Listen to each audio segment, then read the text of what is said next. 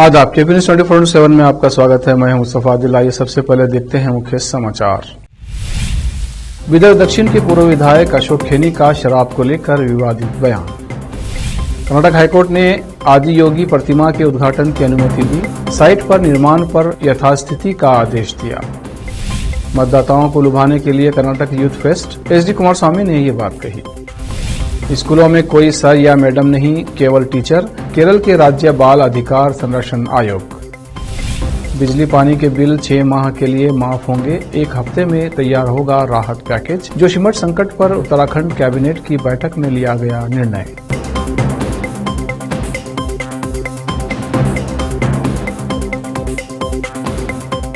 अब समाचार विस्तार से।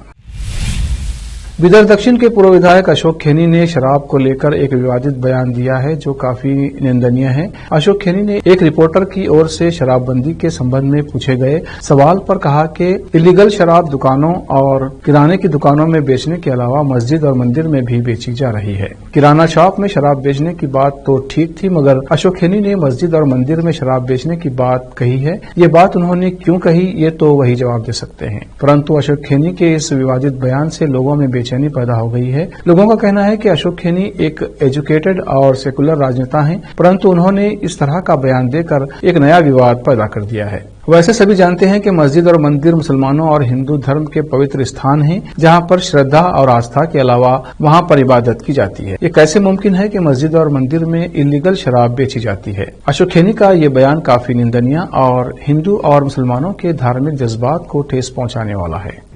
नंबर 1, आप जो पूछ रहे हो वो कारण से होता है। हम तो करेंगे जो इलीगल तो क्या बेच रहे हैं? ऑफिशियल शॉप से नहीं बेच रहे हैं, बाहर से बेच रहे हैं, किराना दुकान में बेच रहे, मंदिर में बेच रहे, मस्जिद में बेच रहे, वो सब कर रहे हैं। वहाँ उससे डैमेज हो रहा है। किराना दुकान में बेच रहे, मंदिर में बेच रहे, मस्जिद में बेच रहे, वो सब कर रहे हैं। वहाँ उससे डैमेज हो रहा है। किराना दुकान में बेच रहे, मंदिर में बेच रहे, मस्जिद में बेच रहे, वो सब कर रहे हैं। वहाँ उससे डैमेज हो रहा है। हर वर्ष बिदर उत्सव पर रंगारंग के पटाखे फोड़कर इस उत्सव को मनाया जाता है और ये पटाखे फोड़ने की जिम्मेदारी बिदर उत्सव कमेटी की ओर से दी जाती है। इस वर्ष भी बिदर उत्सव में विभिन्न प्रकार के पटाखों से आतिशबाजी की गई। बता दें कि हर वर्ष बिदर उत्सव में बिदर के रहने वाले व्यक्ति आसिमुद्दीन एशियाई फायर वर्क्स की ओर से आतिशबाजी अंजाम दी जाती है। इस वर्ष भी बिदर में किले के अलावा 3 दिवसीय बिदर उत्सव के अवसर पर बिदर के 5 चौराहों पर एशियन फायर वर्क्स की ओर से आतिशबाजी की गई।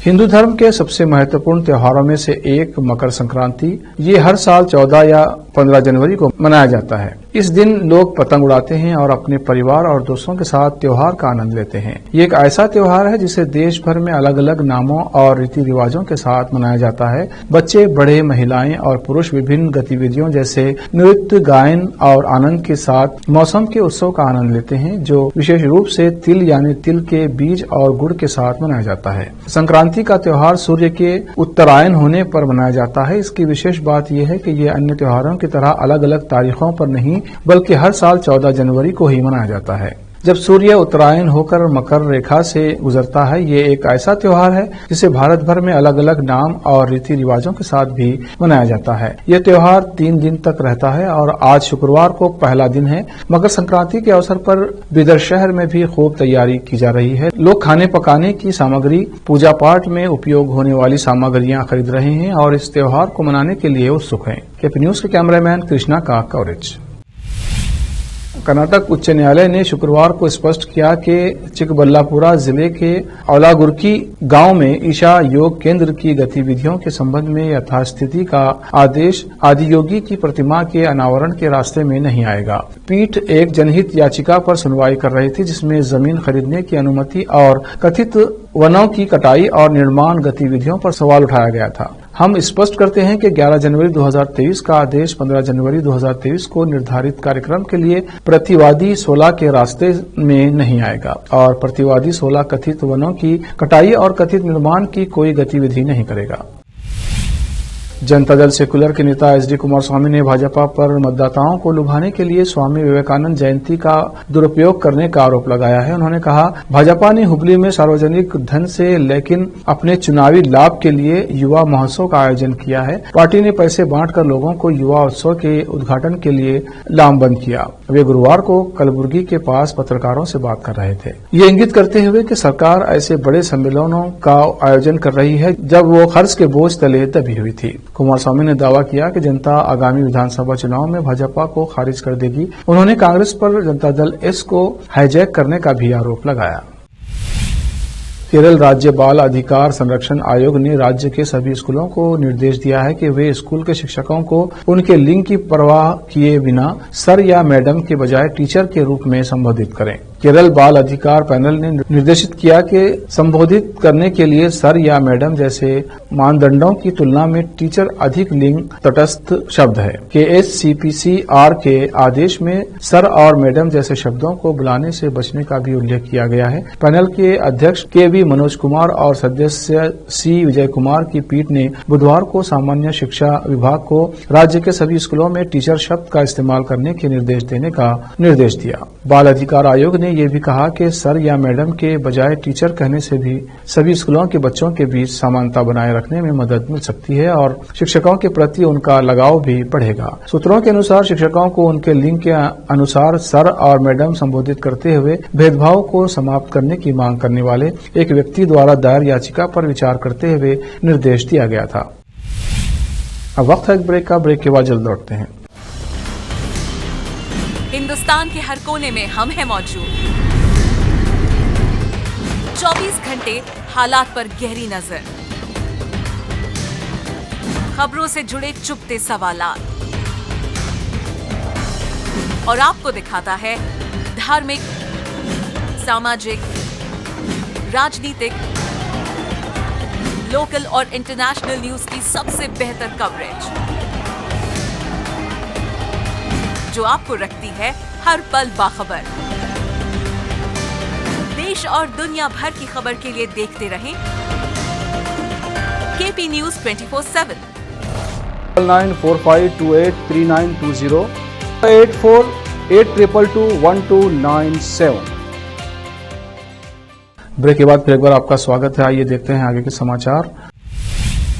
जोशीमठ संकट को लेकर उत्तराखंड सरकार की कैबिनेट बैठक शुक्रवार को देहरादून में हुई। बैठक में जोशीमठ त्रासदी और इससे प्रभावित लोगों को ध्यान में रखकर कुछ अहम फैसले लिए गए। कैबिनेट बैठक में निर्णय लिया गया कि सहायता पैकेज में पहले सर्वे और लोगों से बात की जाएगी। भारत सरकार से भी राहत पैकेज मांगा जाएगा। साथ ही सरकार 1 सप्ताह के भीतर राहत पैकेज तैयार करेगी। विस्थापित परिवार के 2 लोगों को मनरेगा की दर पर भुगतान किया जाएगा। इसके साथ ही 6 महीने के लिए बिजली पानी के बिल माफ करने और बैंक लोन के लिए 1 साल की अवधि बढ़ाने का फैसला किया गया। कैबिनेट बैठक में लिए गए निर्णय के अनुसार सभी पर्वतीय क्षेत्रों की धारण क्षमता की जांच होगी। चरण में पर्वतीय क्षेत्रों का ही होगा। यह भी फैसला किया गया कि सभी मंत्री 1 माह का वेतन सीएम राहत कोष में देंगे। 8 संस्थान इस वक्त जोशीमठ भू धंसाव के कारणों की जांच करेंगे। NTPC का भी काम अभी बंद है। इस संकट के लिए NTPC जिम्मेदार है कि नहीं, इसकी भी जांच होगी। शादी के लिए लड़कियों की न्यूनतम आयु 18 वर्ष तय की गई है, लेकिन मुस्लिम पर्सनल लॉ में प्यूबर्टी पार कर चुकी लड़कियों को शादी के लायक माना जाता है। इससे जुड़ा एक फैसला पंजाब एंड हरियाणा हाईकोर्ट ने सुनाया था, जिसे लेकर सुप्रीम कोर्ट ने टिप्पणी की है। सुप्रीम कोर्ट ने कहा कि जावेद बनाम हरियाणा राज्य और अन्य मामले में पंजाब और हरियाणा हाईकोर्ट के फैसले को मिसाल के तौर पर न लें। हाईकोर्ट ने अपने फैसले में कहा था कि प्यूबर्टी प्राप्त कर चुकी 15 साल की मुस्लिम लड़की पर्सनल लॉ लॉ के तहत शादी कर सकती है। चीफ जस्टिस DY चंद्रचूड़ और जस्टिस PM नरसिम्हा की पीठ ने राष्ट्रीय बाल अधिकार संरक्षण आयोग द्वारा दायर एक विशेष अनुमति याचिका में नोटिस जारी करते हुए ये अंतरिम आदेश पारित किया। भारतीय वायुसेना के जवानों ने एक पायलट को पकड़ा है, जिसके बाद ये सवाल उठना लाजमी है कि वो जासूसी तो नहीं कर रहा था। ये घटना राजस्थान की है, जहां उत्तरलाई एयरफोर्स स्टेशन पर भारतीय वायुसेना के सुरक्षा कर्मियों ने एक पायलट को पकड़ा। अलायंस एयर का ये पायलट एयरफोर्स स्टेशन की तस्वीरें और वीडियो ले रहा था। बता दें कि गणतंत्र दिवस को लेकर सुरक्षा एजेंसियां अलर्ट मोड पर हैं। बिजनौर के थाना बढ़ापुर पुलिस द्वारा अपने साथ झूठी लूट की घटना का षड्यंत्र रचकर स्वयं पैसे गबन करने वाला अभियुक्त गिरफ्तार। पकड़े गए अभियुक्त से पुलिस ने गबन किए 1,09,90 रुपये बरामद किए हैं। प्रेस वार्ता कर SP देहात श्री राम अर्ज ने घटना का खुलासा किया है। ये पूरा मामला जनपद बिजनौर के थाना बढ़ापुर इलाके का है। 9 जनवरी को थाना स्योहारा क्षेत्र के गांव भोगपुर के रहने वाले जयसिंह ने थाना बढ़ापुर पुलिस को तहरीर देकर अवगत कराया था कि वो अपने साथ एक बैग जिसमें 2 लाख रुपए थे अपनी मोटरसाइकिल से नागपुर से नगीना जा रहा था, तो थाना बढ़ापुर क्षेत्र के ग्राम बेनीपुर कोपा के पुल के पास बाइक सवार 2 अज्ञात बदमाशों द्वारा उसकी बाइक में टक्कर मारकर पैसों से भरा बैग छीनकर फरार हो गए थे। तहरीर के आधार पर थाना बढ़ापुर पुलिस ने अज्ञात के विरुद्ध मुकदमा पंजीकृत कर लिया था। जयसिंह नगीना स्थित नंबर फाइनेंस कंपनी में एजेंट के रूप में कार्य करता था। प्रथम दृष्टा घटना संदिग्ध प्रतीत हो रही थी। पुलिस अधीक्षक दिनेश सिंह द्वारा घटना का संज्ञान लेते हुए शीघ्र अनावरण हेतु थाना बढ़ापुर पुलिस को निर्देशित किया गया था और पुलिस की टीम गठित की गई थी। गठित टीम द्वारा घटना के संबंध में आसपास की गई पूछताछ विवेचनात्मक कार्रवाई के दौरान प्रकाश में आया कि जयसिंह द्वारा स्वयं ही पैसों का गबन कर लूट की घटना का षड्यंत्र रचा था। स्थानीय पुलिस द्वारा 13 जनवरी को मुखबिर की सूचना पर अभियुक्त जयसिंह को बढ़ापुर तिराहा कस्बा नगीना से 1,80,090 सहित गिरफ्तार किया गया। बिजनौर UP से KP न्यूज के लिए शादाब इदरीसी की रिपोर्ट। बिजनौर पुलिस की बड़ी कामयाबी सामने आई है। वहीं बता दें कि बिजनौर के थाना बढ़ापुर क्षेत्र में एक आरोपी ने अपने ही साथ झूठी लूट की घटना को अंजाम देकर और 1,09,90 रुपए गबन किए थे, जिसमें आज SP देहात श्री राम अर्ज ने खुलासा करते हुए बताया है कि आरोपी को गिरफ्तार किया गया है और उसी के साथ साथ 1,09,90 रुपए भी बरामद किए गए हैं। सर, लूट का खुलासा किया है, क्या पूरा मामला है? इसमें 9 जनवरी को सायंकाल जय सिंह पुत्र नरवेश सिंह, जो नम्रा फाइनेंस कंपनी नगीना में जो है एजेंट के रूप में काम करते हैं, ये कलेक्शन का काम करते हैं। ये बढ़ापुर उधर क्षेत्र से कलेक्शन करके वापस आ रहे थे। सायंकालीन बेनीपुर कोपा पुल के पास इन्होंने जो तहरीर दिया उसमें बताया कि वहाँ मैं आ रहा था तो 2 लोग मोटरसाइकिल से पीछे आए, मेरी मोटरसाइकिल में टक्कर मार दिए, जिससे मैं नीचे गिर गया और बेहोश हो गया और मेरा बैग जो है जिसमें लगभग 2 लाख रुपए थे वो लेकर भाग गए। इनके इस तहरीर के आधार पे थाने पर मुकदमा दर्ज हुआ। इसकी तफ्तीश चालू हुई। पहले दिन इन्होंने बताया कि मुझे बहुत सारी ज़्यादा चोट है और फिर इनको वहाँ से CSC से रिफ़र करके ज़िला अस्पताल भेजा गया। यहाँ इनका अल्ट्रासाउंड वगैरह हुआ, लेकिन कहीं किसी प्रकार की चोट उसमें नहीं आई। फिर धीरे धीरे इसमें तहकीकात चालू हुई। इनको घटनास्थल पर ले जाकर हम लोग घटना जो सीन है, क्राइम सीन को रिकॉन्स्ट्रक्ट किया, तो सब में विरोधाभास था। जो ये पहले बताए उसमें कुछ और बताने लगे, जो इनके साथी पहुंचे थे उन्होंने कुछ और बातें बताया। तो इस हिसाब से ये घटना पहले से ही संदिग्ध लग रही थी।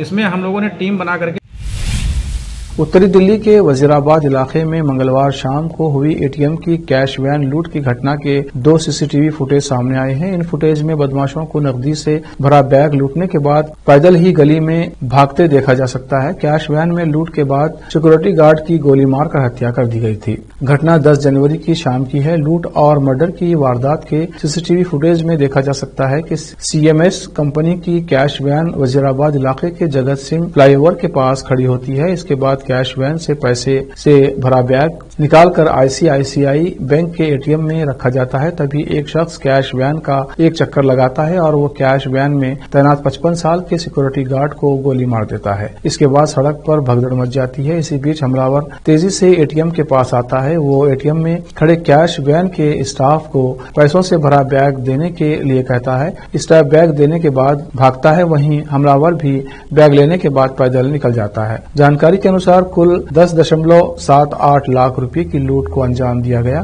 55 साल के गार्ड उदयपाल सिंह की मौत हो गई। जिस वक्त लूट की घटना को अंजाम दिया गया उस समय कैश वैन में एक सिक्योरिटी गार्ड, 2 कस्टोडियन और एक ड्राइवर मौजूद थे। आखिर में फिर एक बार देखते हैं मुख्य समाचार। विदर्भ दक्षिण के पूर्व विधायक अशोक खेनी का शराब को लेकर विवादित बयान।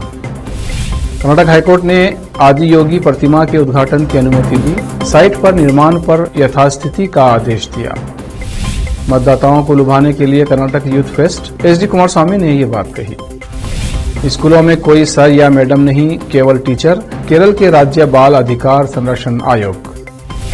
बिजली पानी के बिल 6 माह के लिए माफ होंगे। 1 हफ्ते में तैयार होगा राहत पैकेज। जोशीमठ संकट पर उत्तराखंड कैबिनेट की बैठक में लिया गया निर्णय।